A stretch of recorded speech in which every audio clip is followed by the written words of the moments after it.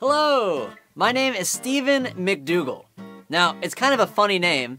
In fact, it's so funny that all of my friends have weird names for me, like Dougal, or Doogie, or even McDougs.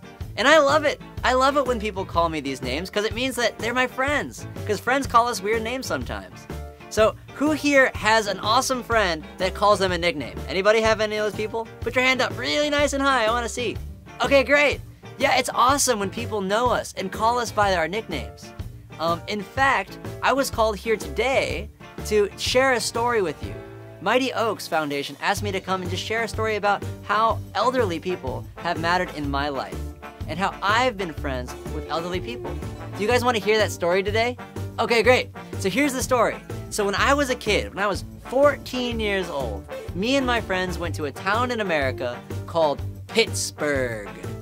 Now, Pittsburgh is kind of a weird place because it sounds like armpits. So that's what I thought when I was a kid. It was like armpit town. But actually, it's a little cooler than that because there's an amazing lady there named Anne.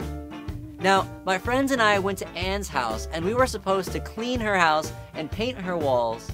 But when we got there, I started cleaning, I started painting with all my friends. But Anne came over and she started talking to us. And what we started to find out is that Anne was very alone. She had none of her family in Pittsburgh anymore. And so she kept talking to us, and I was like, "Lady, I'm trying to clean your house, stop talking to me." But she just kept talking to me. And so eventually I put down my paintbrushes and I sat down, and Anne and I talked, and we talked, and we talked, and it was so much fun. I talked with Anne for 3 days. And every once in a while, one of my friends would be like, "McDukes, we need your help." And so I would get up from talking with Anne and go paint a wall or move something. But every time after that, I would come and I'd sit down again and I'd talk with Anne. And she loved it, and I loved it, and we became great friends. And that's what I want to share with you today, that you can be a friend with an elderly person, just like me. And in fact, there are so many elderly people in Hong Kong who are just so alone and need a friend. And so I want to give you 2 ways today that you can be a friend with an elderly. The first way is to be a friend with your grandparents. Who here has grandparents?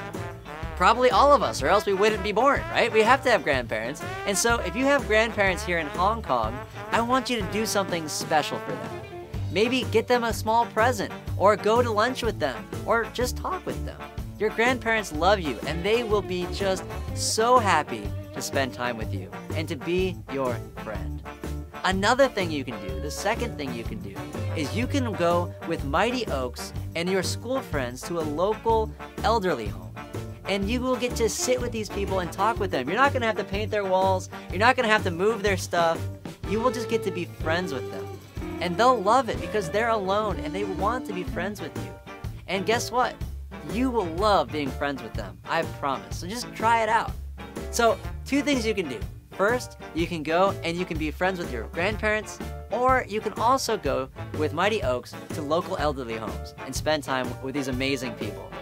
So I hope that you know a little bit more about what you can do, and that you do one of these things when you go home today, or you make a decision to do one of them sometime soon. So anyway, that's about it for me. I'm Steven McDougal, and I just want to say bye-bye!